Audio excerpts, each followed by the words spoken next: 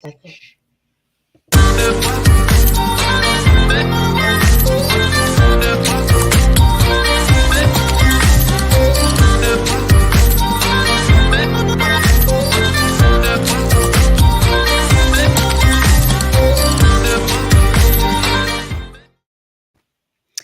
morning, good morning, good morning. It is Friday. You know what time it is. We are Ask the Experts on Fridays, and you have three of the experts with Couples Academy. There's so many of us, but you're getting three of us today. My name is Lakeisha Hines. I'm Roland Bradley. I am Jewel Smith. That's Miss Jewel Smith. Miss Jewel Smith. Miss Jewel Smith. Listen, man, I'm so excited, you guys. We have had a wonderful week. I hope you guys have been tuning in to all of the Couples Academy shows. Before I Do, SOS. Hopefully, you've been watching the Couples Academy show in the morning, Monday through Thursday. Hassani's been breaking it down with just, Hassani always brings that fire, right? So, anyway, we're looking forward to an awesome day today. I need you guys to do the thing that we ask you to do every single week. Drop your questions. You know you have questions. You know there are things that you want us to address. But what do? You wait until 5 minutes before the show is over, and then you want to drop your questions and you want us to answer, and we can't because we got to go. So I need you guys to please go ahead, drop your questions. Another thing, too, let us know who you are. Let us know where you're streaming from. We definitely want to know where you're coming from. So please drop your name. Let us know where you're coming from. I see that we already have one question in here, and we're going to get to it because let me tell you something. This brother is always on time. Every single week, right? He is on time. So we're going to make sure we address his question.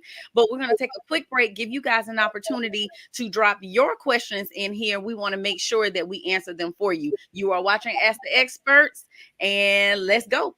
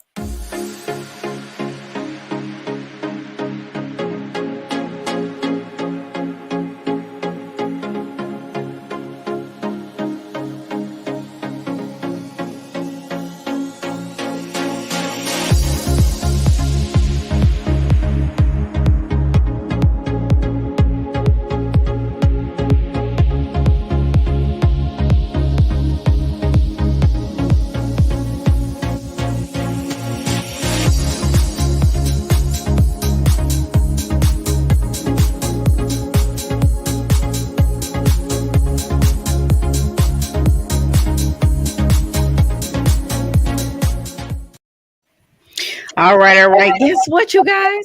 We have another expert with us. You want to go ahead and introduce yourself, Mr. Expert? Absolutely. Greetings, everyone. Walter Jennings, Couples Academy. Before I Do, every Wednesday night at 9:30 p.m. That's right. You got to shout out your show. Give the people what they need.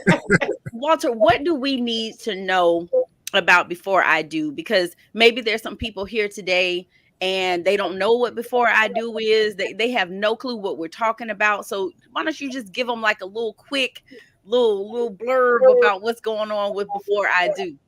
Absolutely. So Before I Do is a show that speaks with individuals who are dating, want to be married, single, or don't want to know if they want to be married. We provide a platform on topics and help provide courageous conversations on issues involving dating and relationships. So the Couples Academy, as we know, focuses on couple intervention and couples in crisis. What Before I Do seeks to do is to provide a platform to provide communication and build the strategies and skills before you get into crisis, before you start to have those issues. So it is more of preventative work and conversation than it is more interventions and crisis. So if you are, so again, if you are dating, if you're newly married, if you're single, if you don't want to know if you don't know if you want to be married, or if you do want to be married, or if you have children, right? It's a great show for those college students, those older teenagers who again are getting into dating. They need to be informed of some of the things that they need to potentially be looking for in a mate. Before I Do is the show for you. Listen, I wish I would have had before I said I do. So I think we all did. So I could have learned some things, but we in here now. We in the trenches, We 15 years in, you guys. I am celebrating my 15th wedding anniversary in 5 days. It's August the 31st. So you guys just be in prayer for Willie and I, and wish that we have 15 plus more years underneath our belt. I'm super excited. All right, so I want to shout out the people that are here. Of course, I told you my brother Ben, he was early. You know what I mean? Hey Charles, hi Vashawn, hello Shalise. Miss Jewel, I see somebody. What up, Mr. Smith? Hey, boo. Hi, Tori. Hi, Angelic, Debbie and Jody, JR, Steven, Michelle, Lisa, TT, Cass, Corbin, and CJ. How you guys doing this morning? Thank you for joining us. All right, so we're going to go ahead and jump in, you guys. Since Ben was early, we're going to go ahead and address his question that he has for us. Ben says, good morning from Tennessee. Shout out to Lakeisha and Mr. Hines. Just did a one-on-one last night that was very enlightening. SOS Tuesday nights needs more men watching. Say it again, Keisha. SOS Tuesday nights needs more men watching. We got to represent. Thank you, Ben. He goes on to say, what is the best way to overcome years of built-up rage and resentment against your spouse? Okay, so I guess I'll jump in first.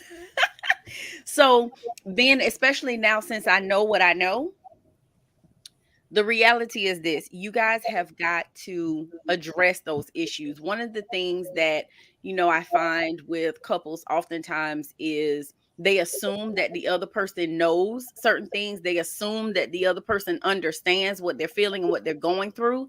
And many times they're not. Oftentimes couples feel misunderstood. They don't feel like they're being heard. They don't feel as if you care. So have you guys had a crucial conversation? Have you sat down and discussed that, listen, I'm upset. I have resentment. Have you identified individually where that rage and resentment has come from, and given your spouse an opportunity to address those issues? This is deep for you. There are many, many layers to this because you guys have been together for a really, really long time. And what ends up happening is over time, if you don't deal with the issues, they just stack up.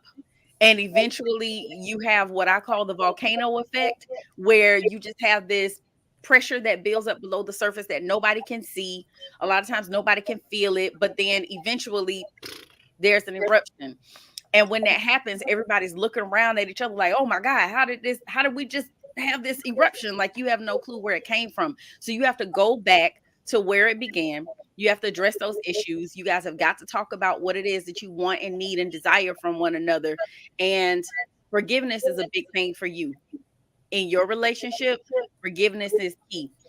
That's going to be the thing that's going to help you release that rage and that resentment.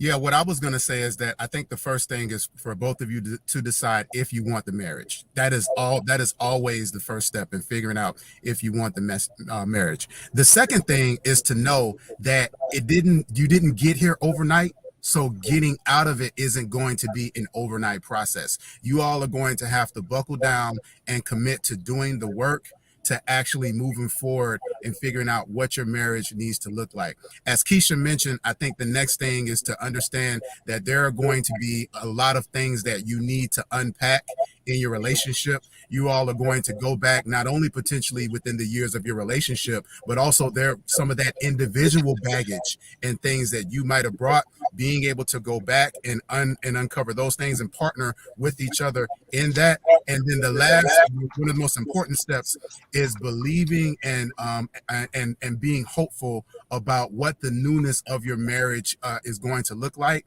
and being excited about the future of it. We have couples that they are so caught up in what they thought their marriage would be that they're not able to really focus on exactly what it can be and the direction that it's actually pointing in. So those are some of the things that I think are really important. A lot of it really is about you all's mentality and being committed to doing the work.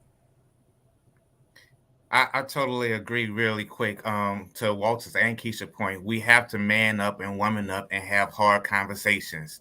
We get accustomed and comfortable to sweeping the problems underneath the rug and thinking because we don't see it, like to Lakeisha's point, it builds up. It builds up over time, and now it becomes rage. Now it becomes years of rage, years of resentment, because we're not talking about the issues. As long as you don't talk about them, doesn't mean that they're not there. You're just letting them pile up. So we have to have these hard conversations and be willing to be open and honest about them to get down to the bottom why. 100%, Roland. I firmly agree with that. As you said, we have to be willing to talk about the issues. And I think a lot of times what we do is we talk about feelings, not facts, and we're not addressing the issues. We're just talking about, our emotions and our feelings. And that's okay too, but you got to move to resolution. And if you guys are not moving to resolution, that's why there's still that rage and that resentment, and it's affecting every other area of your life. Unforgiveness, as we've said many, many times, is like a cancer, right? And it spreads, and you have no control over what vital organs it's going to impact, what it's going to affect. You don't know how it's going to come out. You don't know how you will end up interacting and engaging with others, not just your spouse, but it affects your work. It affects your friendships. It affects your relationships with your children, your own personal individual with yourself. It hinders your growth.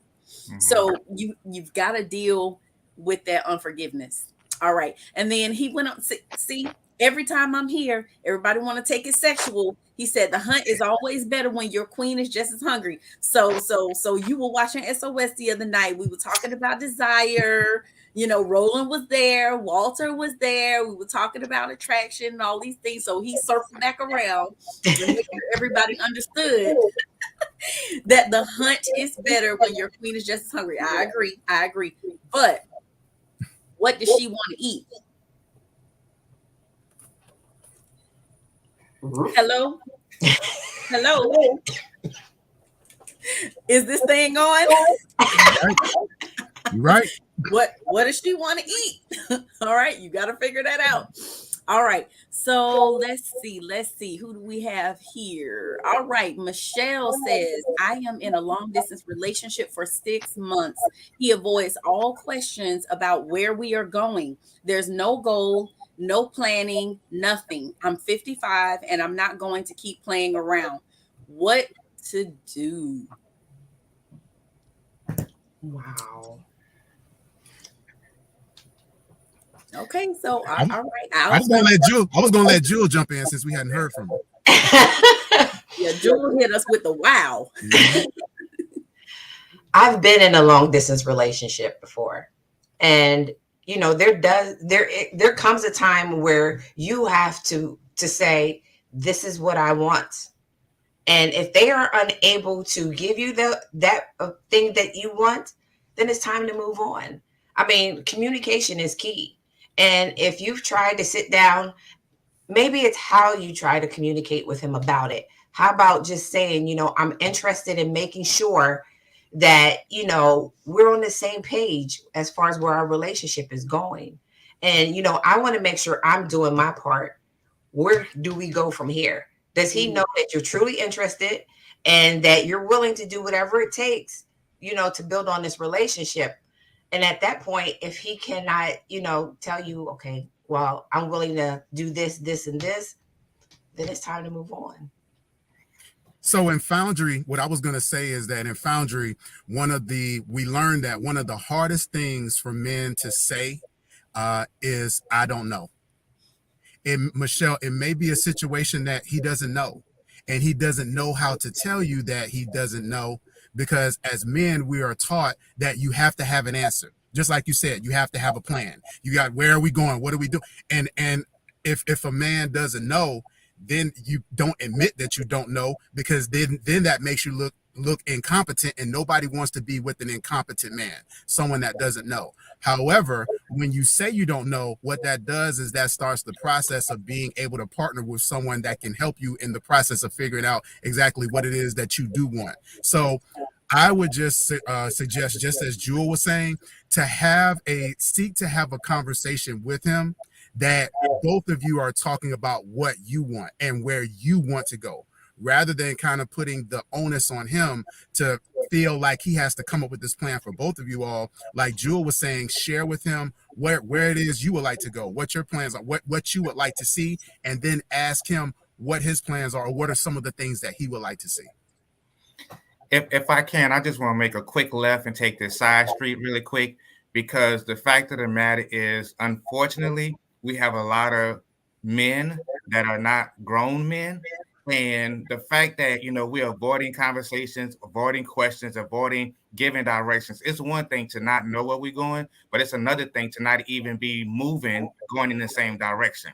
And so again, we're talking about hard conversations, but we're talking about conversations that need to be had.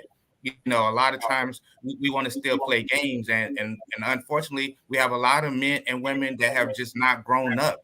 And as you said, you don't have time to keep playing around. Well, you got to set some boundaries for yourself. You have to become important for yourself to say, listen, this is what I desire. This is what I want. And if that's not what he wants in return, just move on. We got to chalk it up to call it what it is and stop playing around with it.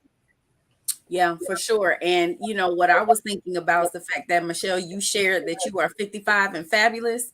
And I'm sorry, when you get over 40, you don't have time for games. Like it's just, you don't have time for nonsense. Like, what it is that you want. Most times, like most people, once they get over 40, 45, like, exactly what you're looking for and what you want. And if this person doesn't align with what it is that you want, then we need to be open and honest, as Roland said, and let them know, because we don't want to waste time. We don't want to be giving up more of our years pouring into a relationship that potentially may not be going anywhere. So, guys, we're going to take a quick break. You are watching Ask the Experts. We'll be right back.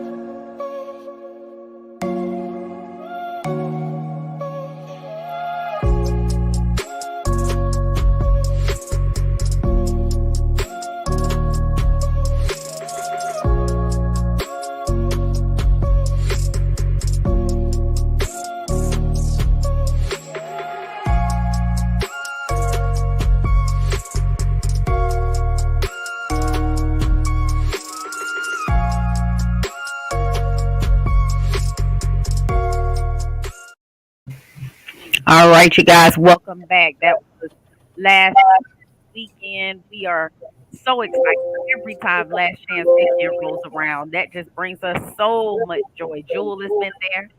Yes. Been there. Roland's been there. Myself, of course. And we love when Last Chance Weekend rolls around. So it's not too late, you guys. Reach out, make that discovery call, and we hope to see you there. All right, we're going to move on. Jay has a question.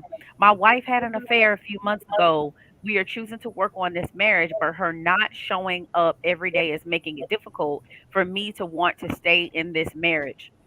Jay, 100%, I understand that. Totally get that. But this is the thing. You have to go back to your why. Why did you decide that you wanted to stay in the marriage? And you can't base your behavior off of the behavior of your spouse.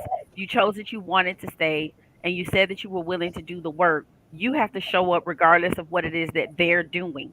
Don't base how hard you go for the marriage, how much you're praying, how much you're willing to go through your own personal growth and development based off of what they're doing. Because at the end of the day, you're doing it for you, right? You want to grow, mature, develop, you want to heal, and you want to move forward for you first. And then you think about the marriage and the relationship. No matter what, you still got to heal it, right? No matter what, you still have to forgive. So you show up and do what it is that you're supposed to do. You got to trust God to do the rest. At the same time, your spouse does need to show up. She does need to do the work, especially since she was the betrayer. There's a certain level of guilt, remorse, shame that she needs to have. There needs to be a shift in her mentality and her mindset. There should be a change in her behavior. But you guys did not get to this place where there was infidelity overnight. It was a process. There were things that were going on prior to the infidelity. So, have we dealt with those things? Have we dealt with those issues? Because that will help be able to propel you guys forward. Yeah, just to reiterate your point, Keisha, make sure that you are showing up for you and showing up for the marriage, even if your wife is not, because there is some healing that needs to take place within you. And so many times we will neglect the process that we need to walk through because our partner isn't doing the work.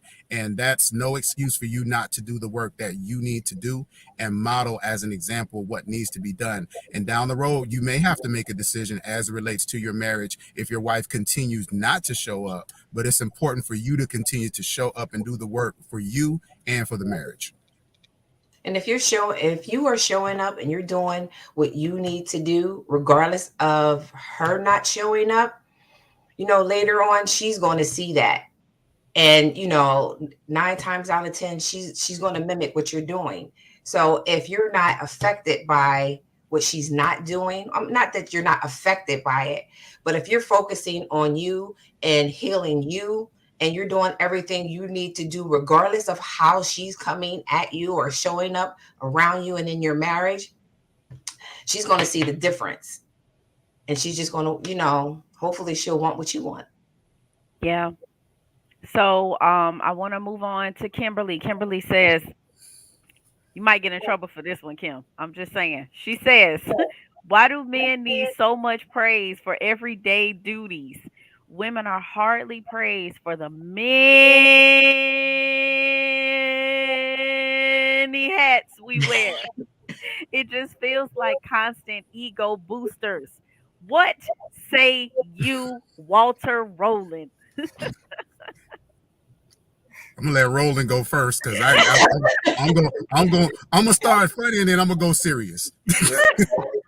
Well, listen. I have learned and discovered that I applaud and commend all you women for doing what you do. It is a lot of work. It is a lot of sacrifices that you make. And I do not know how you all do what you do. God has given you gifts out of this world to be super women, beyond super women with superpowers that perhaps we men just don't understand until we're actually put in those situations. However, for men, it's just one of those things that we need that booster shot every now and then to let us know that we are super men, just like we see you as super women. And it helps us, to move on and to move a little differently. You know what I'm saying? I mean, it's one thing, you have a car, and if you put the wrong type of oil in the car, it's going to start driving funny, it make you know what I'm saying? But if you get the right thing, you get that synthetic oil, you move a little smoother. So when we get our booster shots, when we get those compliments, it just help us move a little smoother. And it's just like, I don't know, it's just the thing that we need to help us to move and flow like we want to. Mother's Day is the second most celebrated holiday in the nation. Really, Walter? You know what Father's Day is? Oh, I've done the research. I've done the research. Mother's Day is number 2. You know what's number one? Christmas. Valentine's Day. Nope. Number one is Christmas. Number two is Mother's Day. Number three is Valentine's Day. So that's Jesus and then women. You know what Father's Day is? Number 17. Arbor Day is above Father's Day. So again, that's just a little jokey joke, but that is true. That is true. So again, I said I was going to turn serious as well. And to be honest, you are exactly right. That is an individual issue that we as men, just that, as Roland mentioned earlier, that we have to be committed to doing the right thing, even when you don't get the pat on the back, even when you don't get the praise. And just because you get older doesn't mean that you become wiser. Just because you're just like the woman who talked about being 55, you may be dating an old boy.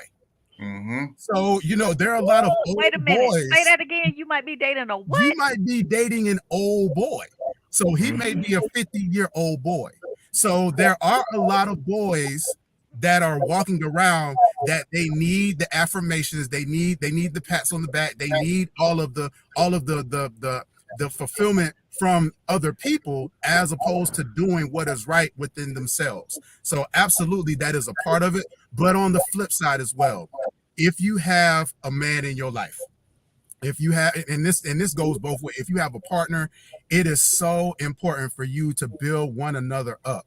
All you have to do is wait. Let me do it. I know I'm cutting you off, but let me do it. It needs to come from a female because I need you guys to understand. This is the reality, and this is not just for Kim. This is for every lady here who has this feeling. Okay, because I get it and I understand it.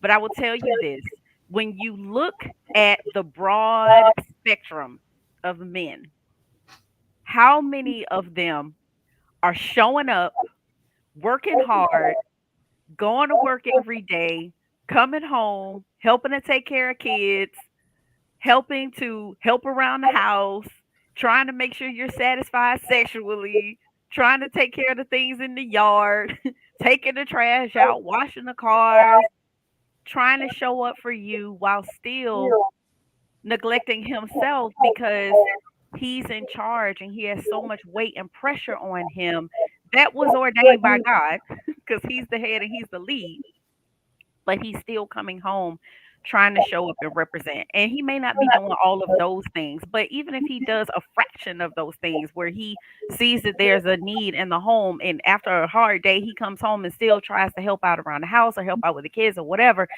In the broad spectrum, how many men are actually doing that? Like, these are unicorns. And the first time somebody said that to me, I was a little pissed off. I'm not going to lie. I was upset. I'm like, what you mean? It's what you're supposed to do. I get it. But they don't have to. The same way we don't have to.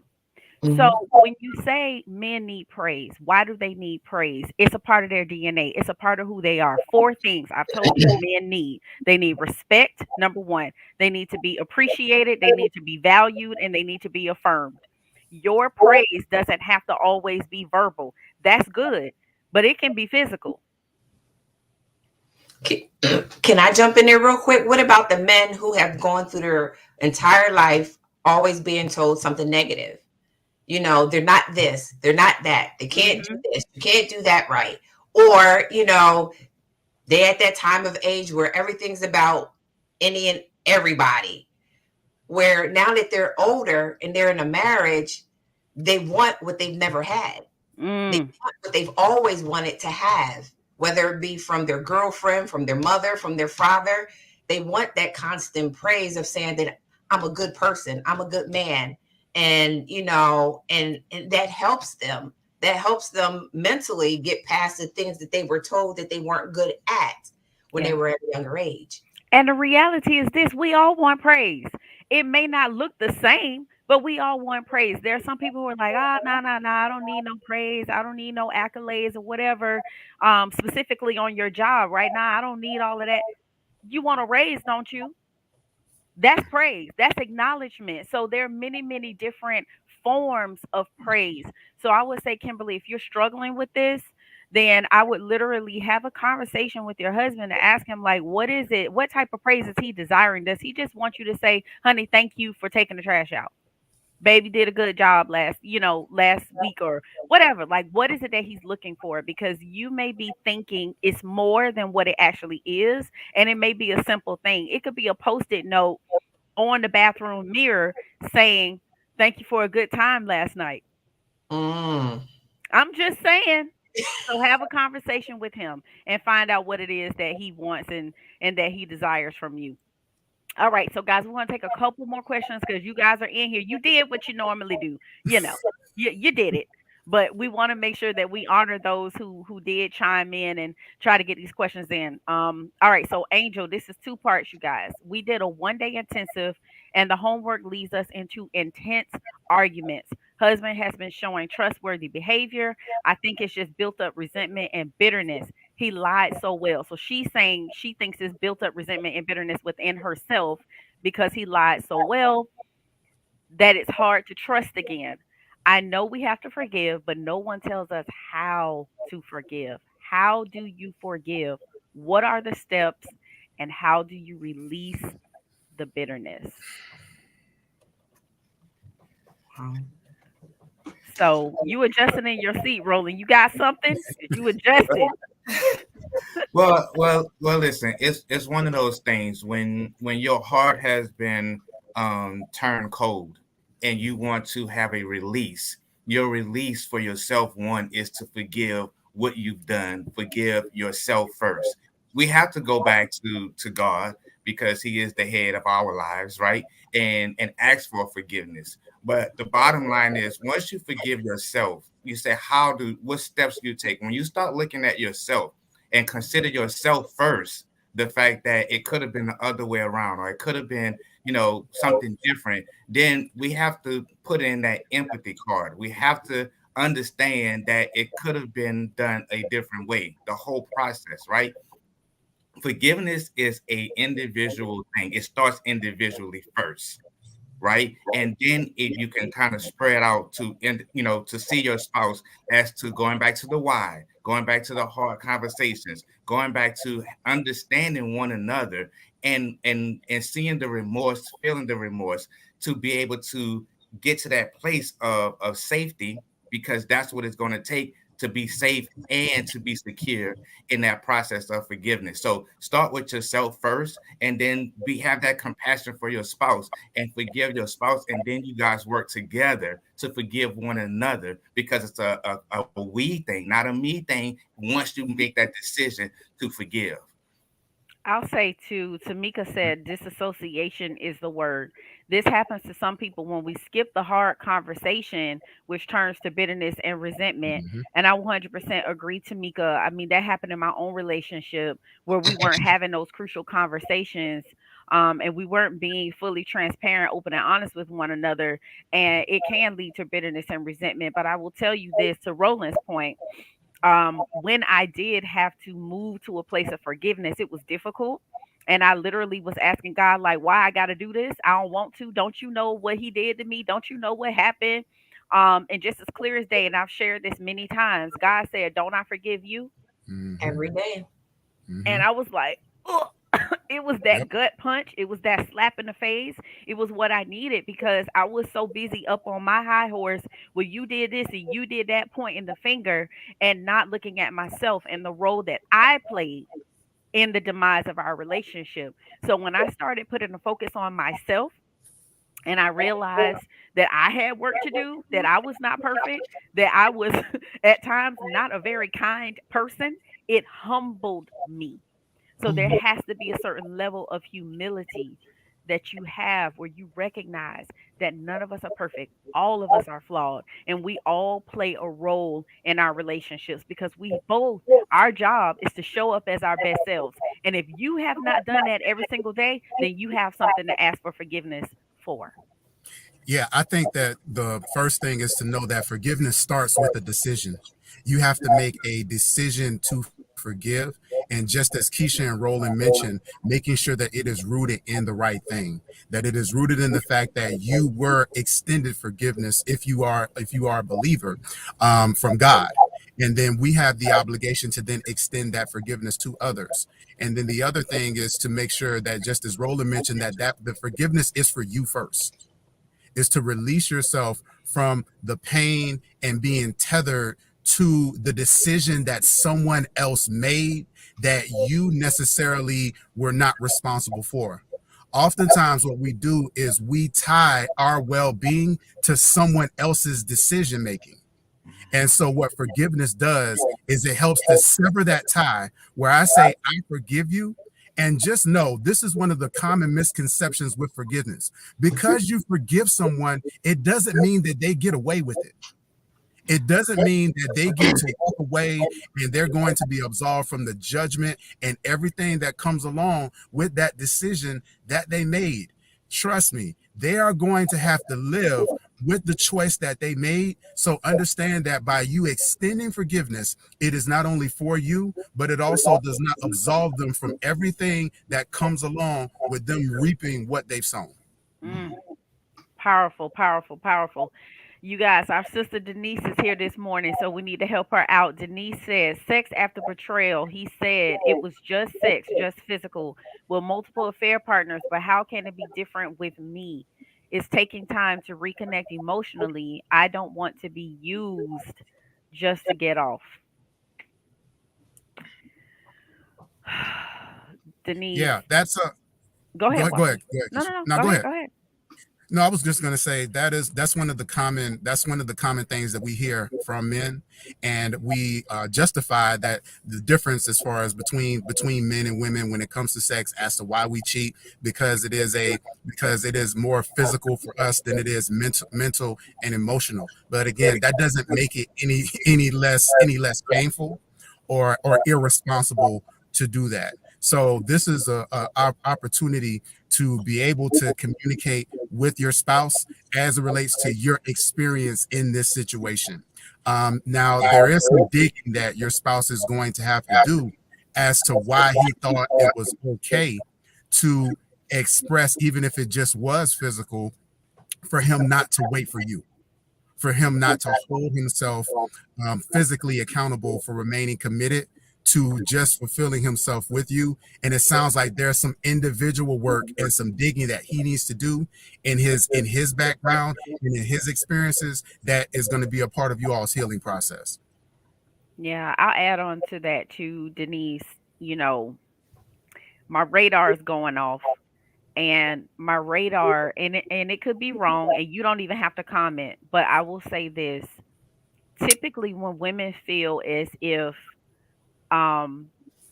or they're questioning whether or not they're being used just to get off, they're not enjoying what's happening. So it sounds like you may not be getting fulfilled sexually in a relationship, and it also sounds like there's still an emotional disconnect. So I think the focus for your husband and yourself needs to be on reconnecting emotionally, and that will translate into the bedroom. All right, last question. Oh, go ahead. No, I was going to say, would this be one of those times where a couple should just basically take a time out and work on their intimacy, that, just like you said, that connection, that intimacy that you guys build outside of sex? Yep, absolutely, and that's a perfect point. Sometimes you do have to do a sex fast. So Denise, holla at me, book a session. Let me get y'all together, because you guys have done so much work to get to this place. And now this is another one of those barriers, obstacles that you guys can overcome. But it just sounds like you might need a little support. But absolutely, Jewel, that's perfect point. You might need a sex fast, because you may be questioning whether or not, it's all about sex for him. So if he's able to abstain, and you guys focus on reconnecting and developing a deeper level of intimacy, I definitely think, yes, Jewel, that can help them. Perfect. All right, last question. When you get emotionally healthy and see your spouse through a different lens, and you realize you've outgrown them. So I think they're asking, what do you do once you've gotten your stuff together and your spouse or your partner is still, they're in that same place? You've outgrown them. What do you do? Are you trying to reconnect with them in the same manners that you were before? If you're trying to do that, then the connection is not going to be there. You have to start something new. You have to build on something new. So, if there was any type of betrayal, you can't go back to seeing them and connecting with them the way you did prior. Once you're past all that and you've grown and you've done your work, now it's time to work on something new, a new marriage, a new relationship. And believe me, you will start seeing them differently because you're looking at a different person. Okay. Go ahead, Anybody Roland. else? Roland's rocking. He looks like he's ready. He looked like he's ready. No, I'm just totally agreeing with what you're saying, because a lot of times what happens is you cannot put what is it, new wine and old wine. You cannot mix the two, right? You're gonna have to get a new jar. You have to both desire and want the same thing. If you're showing up as a healthy version of yourself, you can translate that to your spouse. Your spouse is going to see you as being healthy. But if you guys have one goal in mind, to have a new experience, a new marriage, because you are a new version of yourself, you guys have to be walking in the same direction and want the same thing. And that's the only way that it's going to work. Well, there it is. I want to thank you guys. We want to thank you guys for hanging out with us on this Friday morning for Ask the Experts. Please make sure you tune in to all of the Couples Academy shows. You can find me, SOS, Tuesday nights at 9 p.m. Walter, they can find you Wednesday nights, 9:30, before I do. What to do before saying I do. That's right. And I'm saving your sex lives. You know what I'm saying? So you definitely need to log in, sign in, stream in, whatever it is you need to do on Tuesdays at 9. And make sure you're watching the show Monday through Thursday, where Hassani is bringing it home, breaking it down, dropping those golden nuggets, and giving you tips and strategies for healthy marriages. And so, again, we thank you guys for joining us. We hope you have a wonderful, wonderful weekend. And we will see you all next week. Bye.